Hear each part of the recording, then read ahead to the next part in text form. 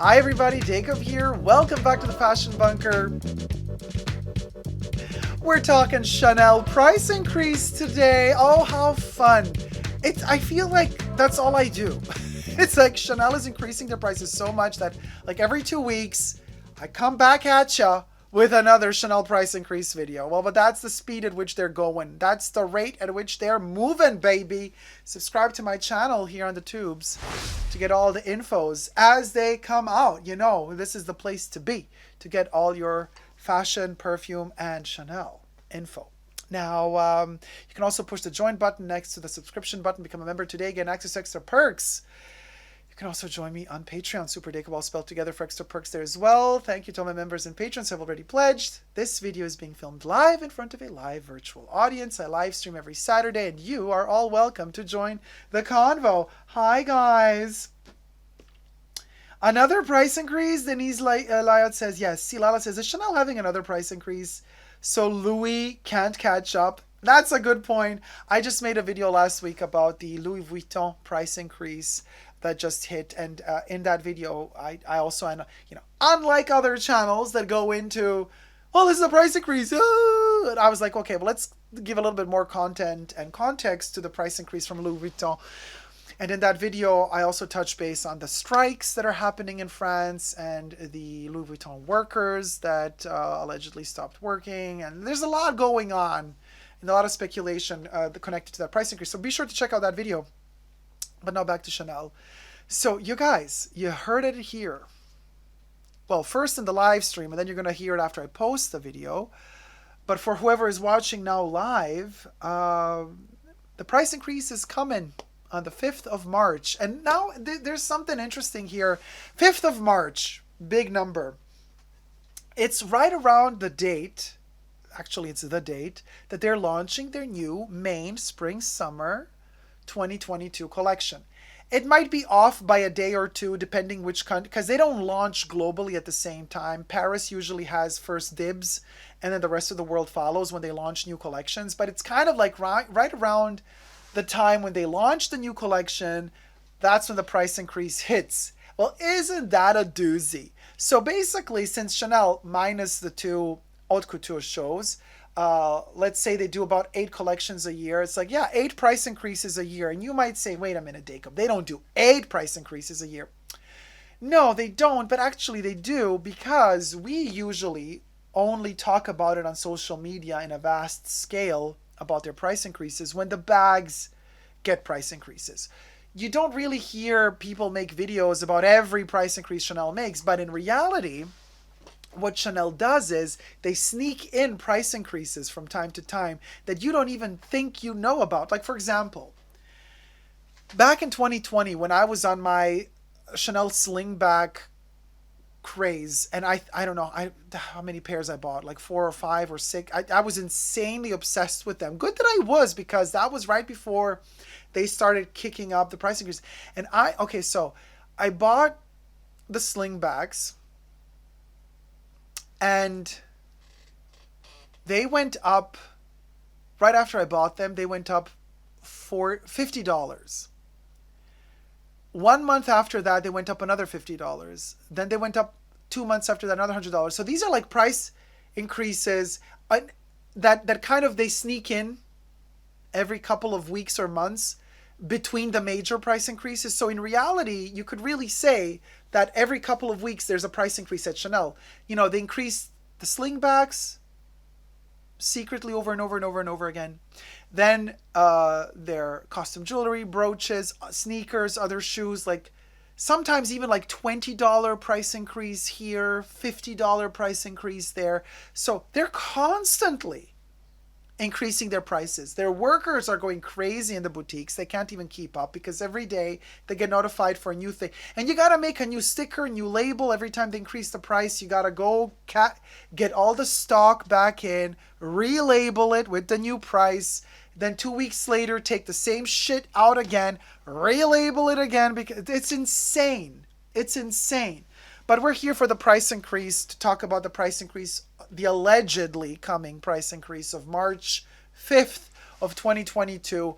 What is going to go up in price? Well, rumors have it it's going to be the minis, It's going to be the 19. It's going to be the wallet on chain. It's going to be the Coco handles. Apparently, this time they're going to spare the price increase to the Timeless Classics and the 255s. I mean, I get because nobody's buying them anymore. Also, they're not producing as many anymore as they used to. And also because those bags went up in price like two major times last year. So even though the minis were spared a price increase last year, that last major price increase that the Timeless Classics and 255s went through, the minis didn't get that price increase. Meaning that they were spared one major price increase. So were the wallets on chain. So kind of Chanel started implementing what Louis implemented a couple of years ago when Louis Vuitton started running after the Chanel price increases. Louis doesn't increase the price on all its, like for example, I love their canvas, so I'm just focused on, I don't care about their leather. When it comes to their canvas, they don't increase all the canvas at the same time. They're going to do like, okay, canvas bags go up in November, and then in March or in February, the toiletry pouches are going to go up. And then in April, other leather goods are going to go up. So they kind of do these weird, okay, we're going to do these products this month, 3 months later, we're going to do those products, even though both products are made in the same material, but they're different products or different categories. So that's something that Louis Vuitton does. And Chanel is kind of starting to do the same. So it's not like they got one major price increase and then everything goes up in one go. No, they started doing this separation of price increasing. And it's kind of clever that they're doing that. Why am I saying this? Because when they increased 2 times the Timeless Classics last year, but they left out the minis, everybody was so appalled how much they increased the Timeless Classics and the 255s. And I'm sure a lot of people also stopped buying them because they were like, what the hell? This is insane. But then, but then Chanel did not increase the price of the minis. So you had like, it made you feel like it's more of a bargain to buy the mini because the mini did not go up in price for that second major price increase that the Timeless Classics went up in. And so you felt like you could still buy a mini because it was still okay in the price. And now they're upping what they didn't up last price increase, but they're keeping the Timeless Classic prices allegedly the same. We might wake up to a very nasty surprise on March 5th and notice that also the Timeless Classics and the 255s went up in price. Which at this point, I really don't care anymore. I mean, after a Maxi's $10,000, do you even care? Do you even care if it's $10,000 or $12,000? I don't care anymore. I really don't. It's like, it's at that price point now where if you can afford $10,000 for a bag, that is kind of that, the quality of it is never worth that much. But if you can afford it, the 10K, if you're in that price category that you can afford that without blinking an eye, then you don't care if it's 12,000 or 10,000. You just don't. But as long as the bags are in that 1,000 to 4,000 price range, well, that's where you're worried about a pricing up to 5,000.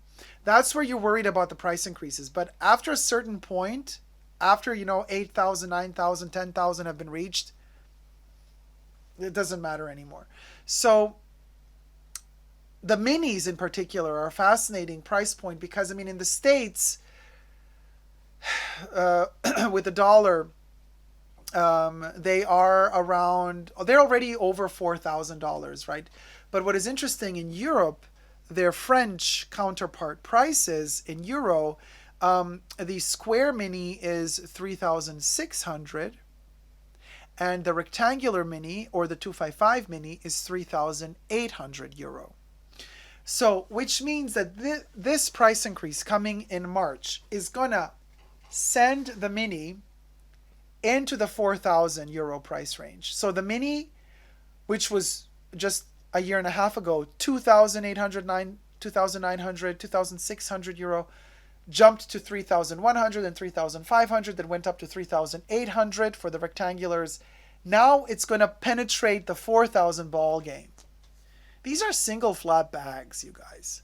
Not so difficult to make. Once they reach that price category, they're still going to cost half the amount of what their double flap counterparts cost. So it's still going to be like, well, it's this or nothing for a lot of people. But once these minis go into that territory of 4,000 or 5,000, 4,000 euro or $5,000, well, that's when it becomes like we're definitely done with the classics. It's going to go more and more into the seasonals, because the seasonal bags are still the ones that kind of have that slightly lower price range. But with the seasonal bags, I always tell you with Chanel, I mean,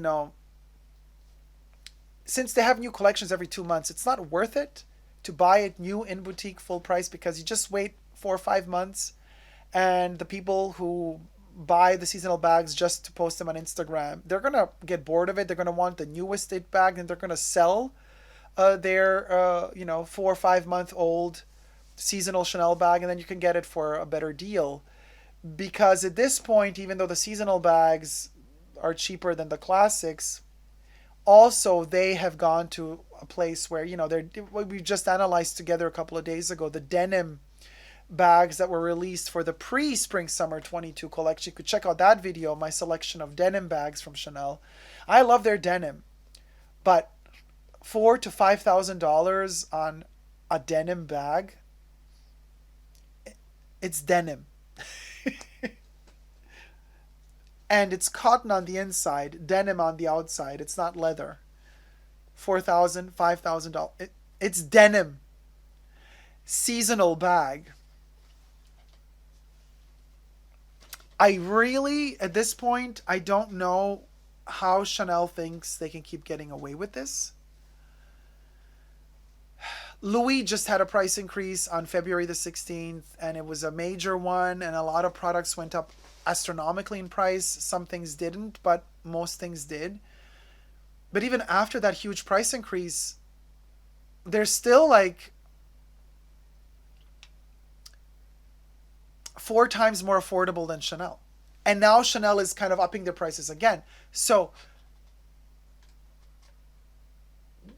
it's become funny, really. Now, this current price for the minis is the current one before the alleged March 5th price increase, right?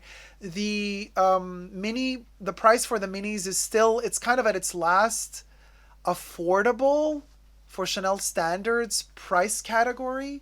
I think this next, depending on how high this next price increase is going to be, is it going to be 5? Is it going to be 3%, 5%, 10%, 12%, 15, 17, or 20%?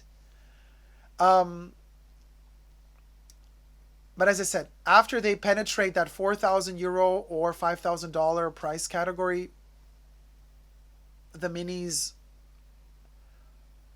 yeah, that's it. That's it then. For they will have outpriced themselves out of the market as well with the minis. This is the last moment to buy a mini, in my humble opinion. Now is it, if you want a mini,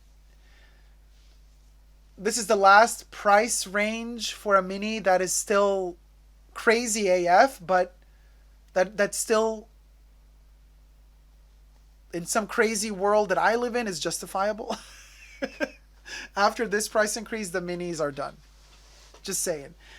As for the Coco handle, what can I tell you? I've never been a fan of it to begin with, so I don't care. The wallet on chain is going to go into that over the 3,000 euro to $4,000 price, which is a wallet on chain, like going up to 4K. Let's hope it doesn't go up that much, but as long as you have Russian oligarchs with nothing to spend their money on, you have a clientele. Well, there you have it, darling. Except all of their accounts have been blocked, so I don't know how they're going to spend their money now. I went purse shopping today, says Susie Collector. Oh, wait, let me scroll. Oh, no, I lost the comment. Hold on. I went purse shopping today. Chanel had very little to buy, Is this because prices are increasing? Maybe because prices are increasing, but two, because also they have less and less, they have issues with the distribution, with the sourcing. Who knows where the stuff is coming from? The deliveries aren't really there. They have lowered the quantity that they produce, and so that's also one of the reasons why they're upping their prices, because they're producing way less and they got to compensate for the loss somehow. That's not the only reason, but that's one of the many reasons. Denise says, I wouldn't give them the money just out of principle. Can't keep increasing prices like that, surely. How will bags come back when minis are already 5K? Says Coco. How will big bags come back when minis are already 5K? Oh, yeah. I don't know. Chanel big bags, I mean, even for seasonals, like out of like literally made out of cotton, thin cotton, like the cheapest one, if you want a huge oversized, they're going to be like $4,000. And then if you want a leather one, 6,000, 7,000. I mean, it's insane. Sweet Thing says, crazy. I want a 255 wallet on chain, but I guess I waited too long. Yeah, because if the rumors are true about the wallet on chain going up on the 5th of March, yeah, then you've waited too long. I mean, I would definitely try to get it before the 5th of March if you can, because then it just won't be worth it anymore. I mean, I don't know what they're thinking. I think they really think that they can keep upping the prices and people won't care. People people will care.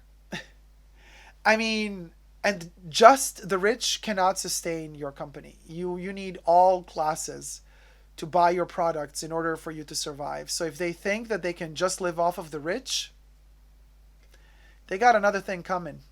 Maybe not today, maybe not tomorrow, but soon enough it's going to come back to bite them in the ass. It really is. It really is. Do you guys think this is the price they charge for everyone? Yeah, of course. For the new products, yes. It's not like you have a special perk at Chanel, you're a VIP client. They either give you promotional PR, brand ambassador type of stuff for free, or you have to pay it. They can give you tax free in some countries, but that's about it.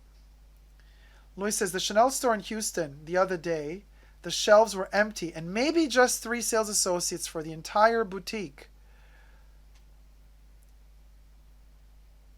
I'm still wanting those minis, but when they stopped doing them in caviar, I gave up on minis, says Angela. Oh, you like the caviar version of the rectangular and the square? Yeah, they stopped doing caviar a long time ago on those. Sadie says, and it's not like the workers are getting higher salaries. Nope, they're not. They're actually complaining, and a lot of them are leaving because they are saying that the conditions have become worse and worse and worse. Allegedly, a lot of people were let go during the lockdown situation, and they didn't hire many, to compensate for the lack. So they let you, if you were still working for them, they would let you do the job of two people, but no salary raise. But then you see the prices keep going up, and people still keep buying. So you're thinking to yourself, hold on a minute. They fired my colleagues. I'm doing the job of two people. The bags keep going up in price, not just the bags, everything else as well. And I'm not getting a raise because they're telling me times are tough. What the hell? So it's a bad situation. It's a bad situation for the sales associates as well, you guys. Alessia Backstory says, if they limit everything even more, people will still buy it at Hermes because it is so difficult to get your hands on. Um, I know that there's this theory, but at the same time, you guys, Hermes is such a different style to Chanel. It's like if you like the Chanel style and you get upset by their pricing, you're not going to change your style all of a sudden and go to Hermes just because you don't like the Chanel prices anymore. I mean, I hate their prices, but I love their style. So for me, it's always going to be Chanel is always going to be number one. And I'm lucky enough to have gotten most of the bags I ever wanted. I got them in time. So I'm really lucky there.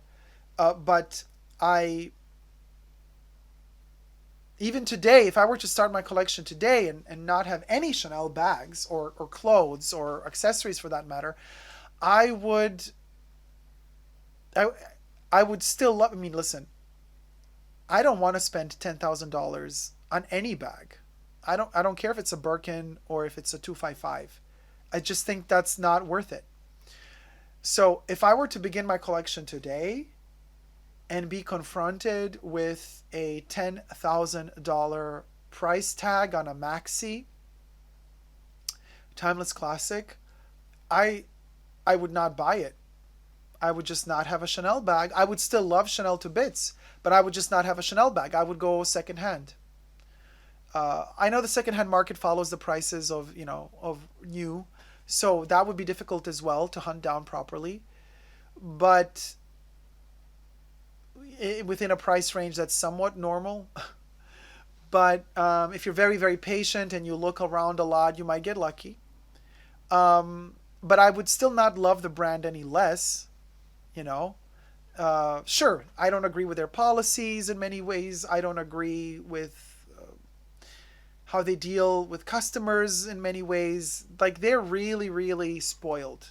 They are spoiled rotten at Chanel uh, because people beg them for their stuff. So they don't really go through hoops to treat customers very well. Like unless you're not a very, very big spender, it's like you got to run after them.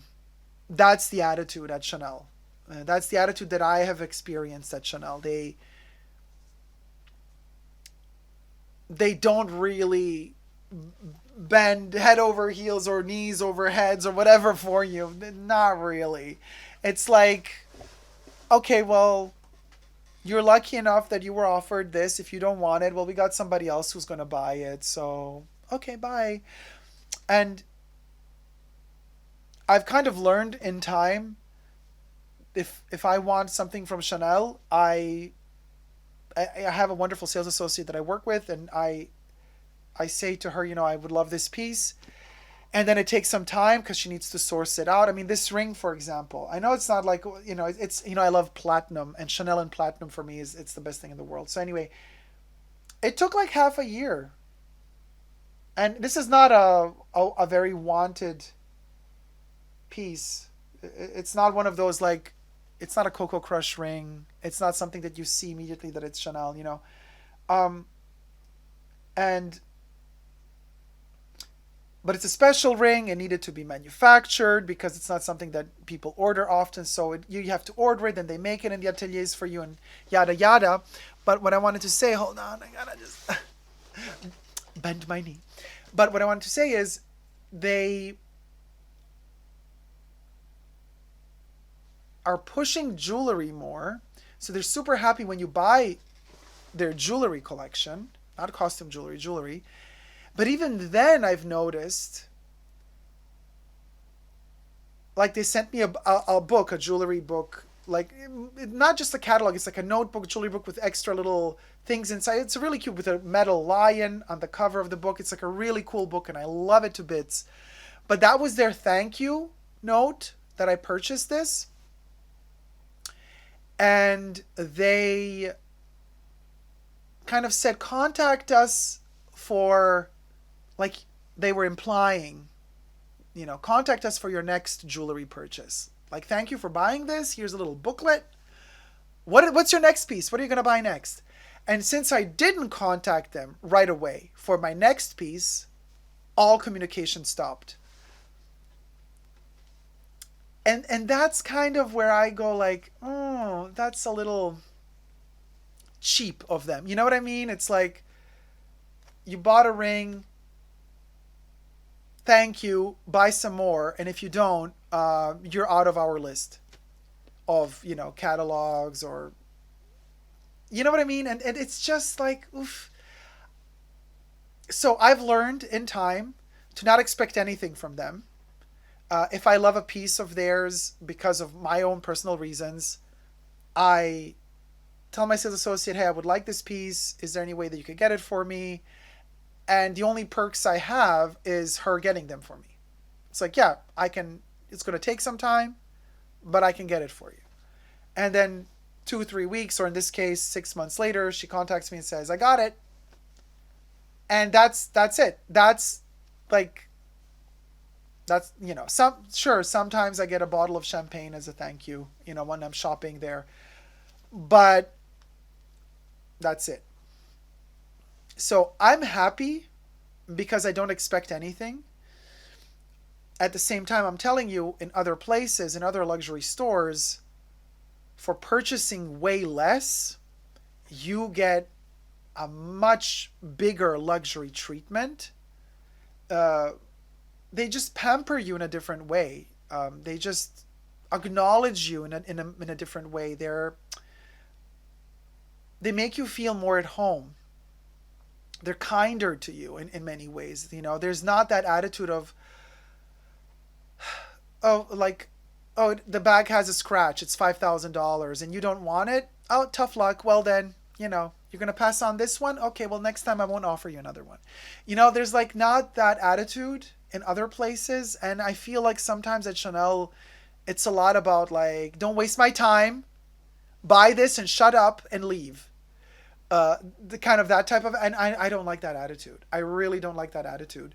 Um, I've been lucky because, but then again, I've been working with a sales associate for over a decade. So, we're very tuned in. So we don't bother each other. We know exactly how, I know how she is. She knows how I am. And it kind of works. But I don't expect perks. And whenever I do get a perk, I'm super happy because I don't expect it. So when something does come, I'm like, oh, wow, thank you so much. This is really amazing. And I'm super grateful when it happens, but I don't expect it. And I've learned from Chanel, kind of like, you're going to be less disappointed when you don't expect something. And it just makes you much happier overall, because it's like, who cares about the perks? I mean, am I ready to spend this amount of money for this ring? Yes, I am. Do I really want this ring? Yes, I do. Okay, well, then that's it. What more do you want?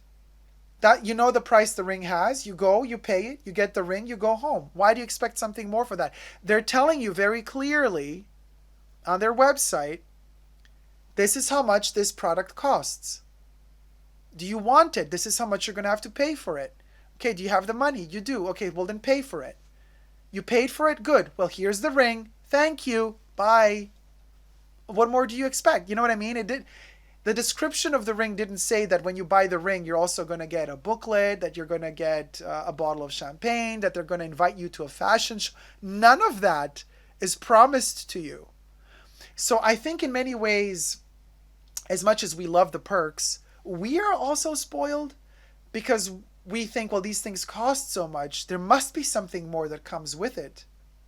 No, there is nothing. There's just the dream and the pleasure that you have of wearing these pieces for yourself. That's what you take out of it. And I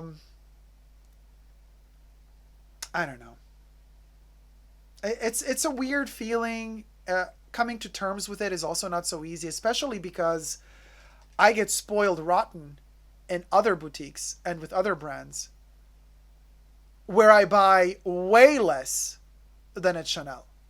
So it's kind of always hard to go back to Chanel with, the knowledge in your mind that actually other luxury brands really work much harder to maintain their relationship with their customers, when at Chanel they don't really work that hard, and because they know you're going to keep coming back no matter what, because they are that popular. So this latest price increase and the leakage of, information before the said price increase is almost like a perk in itself. I would not be surprised to find out, if I found out, that it's actually, Chanel's own team that leaked the information. Like, that's the perk.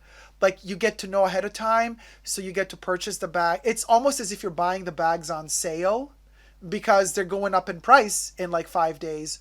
So now you get them at that 10%, or however much the bags are going to go up in price. You get that psychological feeling, well, you're getting them at a discounted price now, because from the 5th on, they're going to cost more. So in many ways, I think these brands also want you to think that you're lucky that that's the perk, getting to know ahead of time that there's going to be a price increase, so you get a chance to buy it at a cheaper price, which you're not buying it at a cheaper price because you're already buying it at a price that has been upped from the last price increase. A very, very twisted world, the world of luxury, fashion luxury. The way it's set up today, I think you have to, if you really love the brand, you have to come to terms with it, that that's how it ticks. And I always keep saying, if we all stopped buying for a year, well, they would have to reduce their prices. But there's always going to be people who are not going to want to do that. They're going to want to keep buying, and they're going to just say, "Oh, great! All of you suckers aren't buying all the great bags. More stuff for me to buy." So it's going to be like, we're never going to all unite and stop buying for a year, so that the brands are going to have to reevaluate their systems and their strategies. So, okay, if we can't unify and do that, then what are we left with? Either you accept the fact that the prices keep going up, or you just move on to another brand. I love Chanel too much to say, I'm never going to buy Chanel again. But at the same time, this makes me think even more about my next purchases. Again, I repeat, I'm lucky that I have my substantial Chanel bag collection thus far. So I'm good. Now I'm kind of almost feeling like I'm free to look more into the clothing, which I always love. I've always loved. I'm more free now to enjoy other sides of Chanel without always that FOMO, that desperate fear of missing out on something. Because I'm like, I have the classic pieces I love. Now I can enjoy other aspects of the brand that I've also loved in the past, but I've always prioritized other things. And I'm enjoying this journey personally because I can let go of the bags. I can enjoy them from afar because the ones I want I already have, right? And I get pleasantly surprised from time to time with some of the clothing.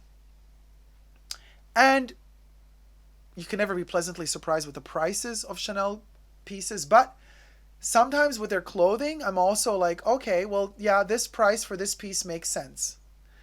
Which I don't think for their bags, but for the clothing, some clothing still makes sense how they price it to me, as well as some costume jewelry.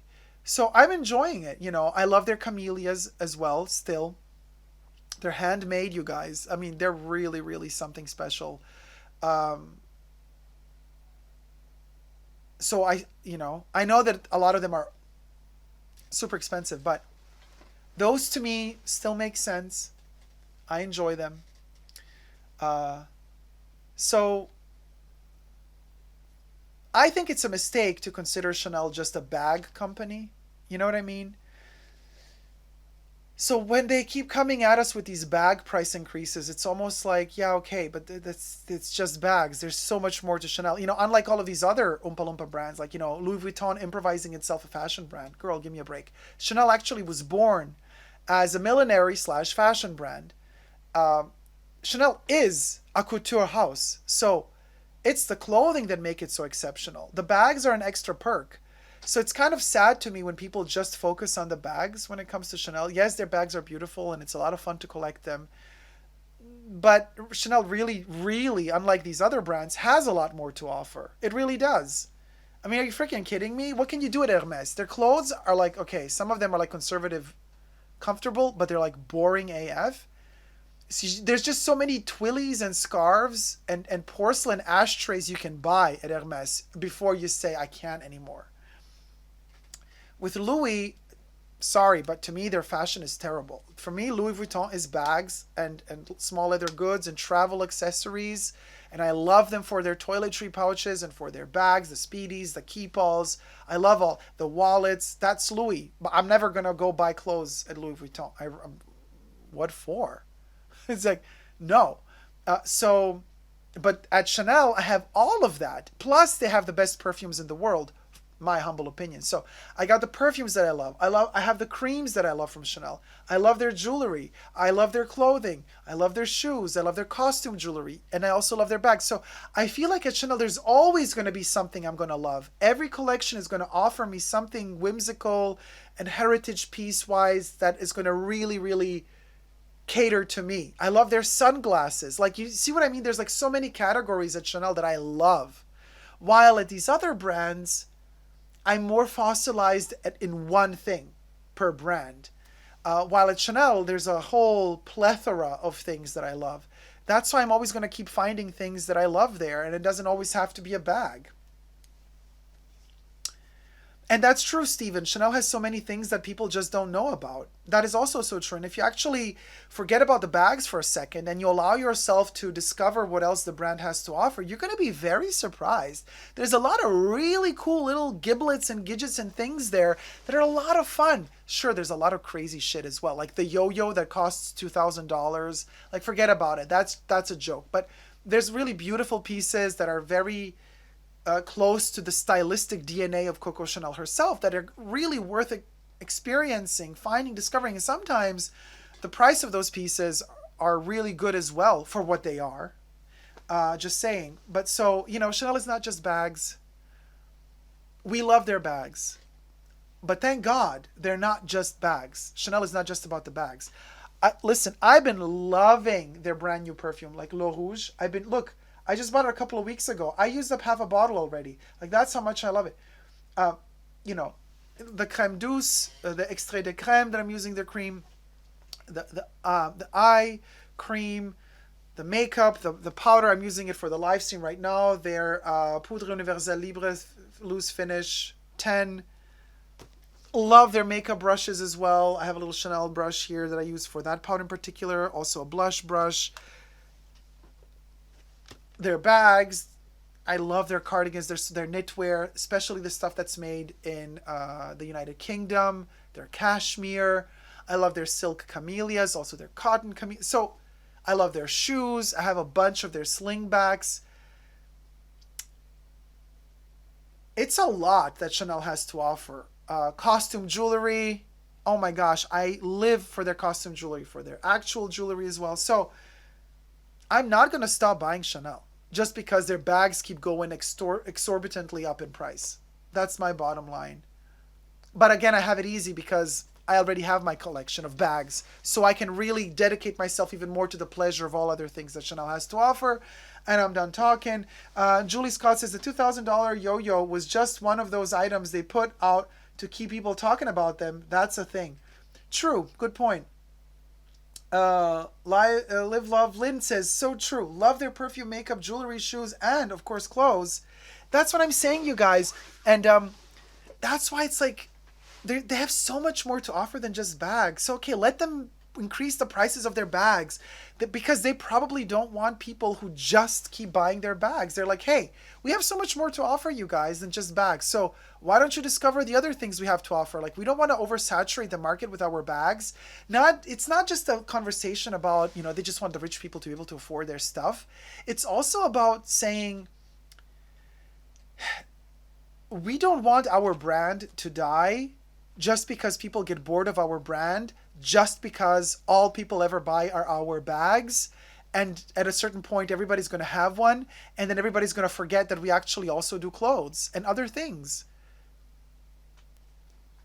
And I get that. That's something I understand. The reasons behind certain price increases for certain objects. I would also not want, if I have a couture brand, I wouldn't want people to just love my bags. It would be kind of sad to me. I would be like, hey guys, but I make clothes. Like, my love and passion, the heritage of my brand is in the clothes. The bags came decades later. I never did bags before. Coco's first famous bag was in the 50s, but she's been doing clothes since the 20s. So it's a couture house. And they want you to buy their clothes. They want you to enjoy their clothes. And in fact, and I'm going to end it on this note, since I've been purchasing more clothes, the treatment is different. It changes. When you're buying clothes, your sales associate is also happier because they get a higher commission. because clothes bring them higher commission than bags do. And if you buy jewelry, that brings them even more commission because it's kind of the most difficult thing to sell for them is jewelry. So when you go in to buy jewelry, like they put you on a higher level automatically because you're bringing them you're bringing your sales associate good commish when you buy the jewelry. So there's all of that to consider. So the brand also wants you as a client to dip into all the different categories so that they can also evaluate you as an all over customer. I'm not saying you got to be dressed from head to toe every day in Chanel, but what I'm saying is the brand needs to know that actually you're really interested in the brand and not just in their bags. It makes sense to me. Bottom line, it makes sense to me. Doesn't matter if the bags cost 10K or 1K or $20. They want to know. 6-month member, a member now and still love these chats. Thank you so much, Bond and Chatty. So sweet of you. Thank you.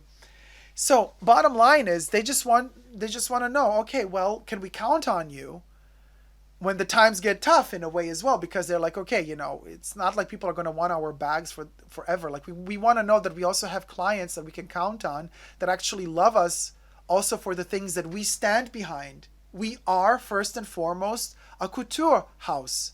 First and foremost, clothing.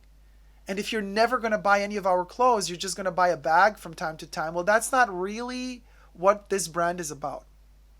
Something to think about. Something to think about.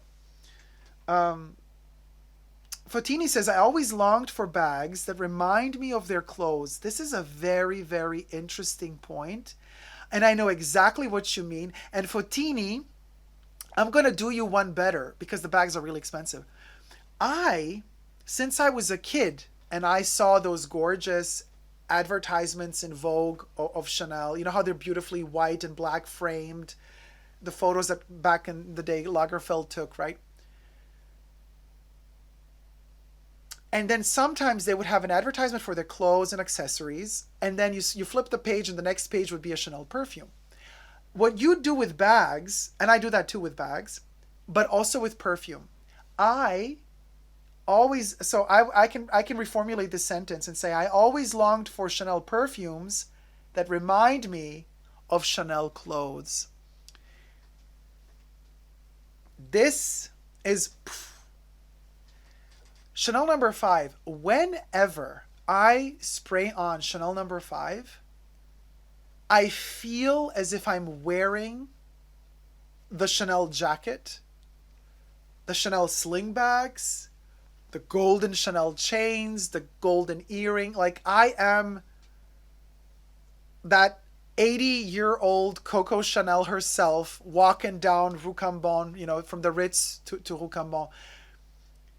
And this is something that not many brands manage to do.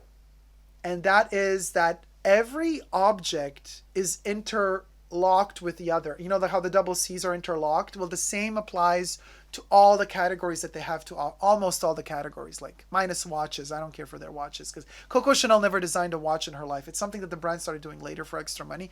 But minus the watches, you could say everything else is really intertwined. And it's like you smell Chanel number 5 and you feel like you're wearing a full-blown Chanel costume ensemble. The same... Also, the sling back. You could just buy the sling back with the two-tone, the beige on black. You put it on and you're like, you feel like your whole outfit is Chanel.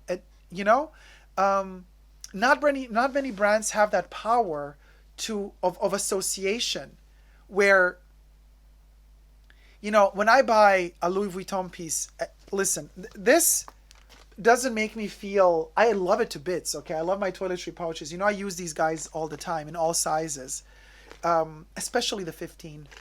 But it's not like I got the toiletry pouch. Now I feel like I'm dressed in Louis Vuitton clothes from head to, like, what is Louis Vuitton clothes?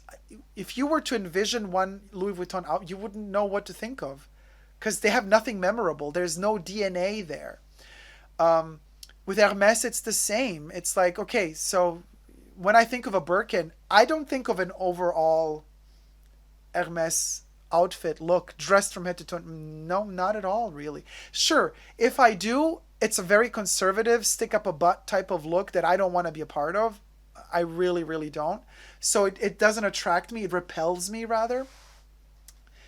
Um, but with Chanel, just one tiny, even the lipstick, even just the lipstick. Like I'm loving this one, by the way. The luminous Terre d'Etoile.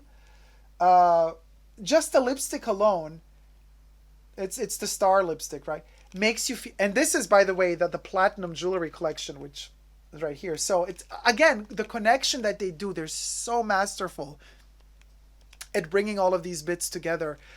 The lipstick, and you feel like, oh, you're wearing the tweed jacket all of a sudden, even though you're not. So almost no other brand out there managed to unify everything the same way. There's one more brand out there that manages to do that emotionally with me, and that would be Vivienne Westwood. When I, same, here, the Boudoir perfume, when I smell Vivienne Westwood's Boudoir perfume, I immediately am catapulted in her boutique, and I immediately envision myself wearing Vivienne Westwood from head to toe. I'm wearing a Vivienne Westwood beret, by the way, not right now.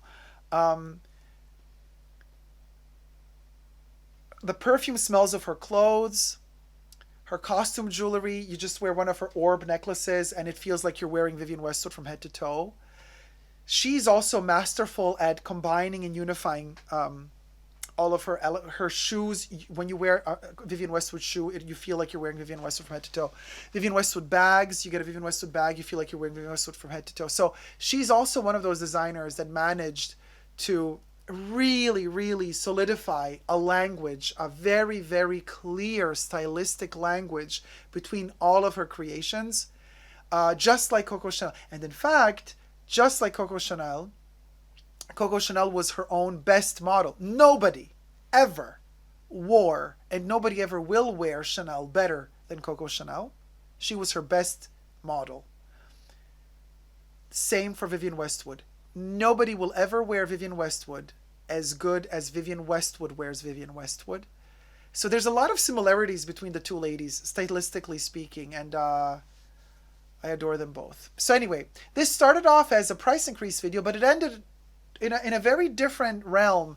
Usually when we analyze these price increases, we kind of end up with different types of conclusions every time. This time we kind of veered off a little bit, but did we really? No, because we've come to different conclusions. We started off from the same point, yet another price increase, but we've come to a different type of conclusion about it. So I hope you've enjoyed this conversation. If you have, well, thumb up the video. Let me know in the comment section down below your thoughts. Subscribe to my channel. I hope you've enjoyed it. And until next time, never forget to never give up on love. Love you all. See you soon. Take care. Bye.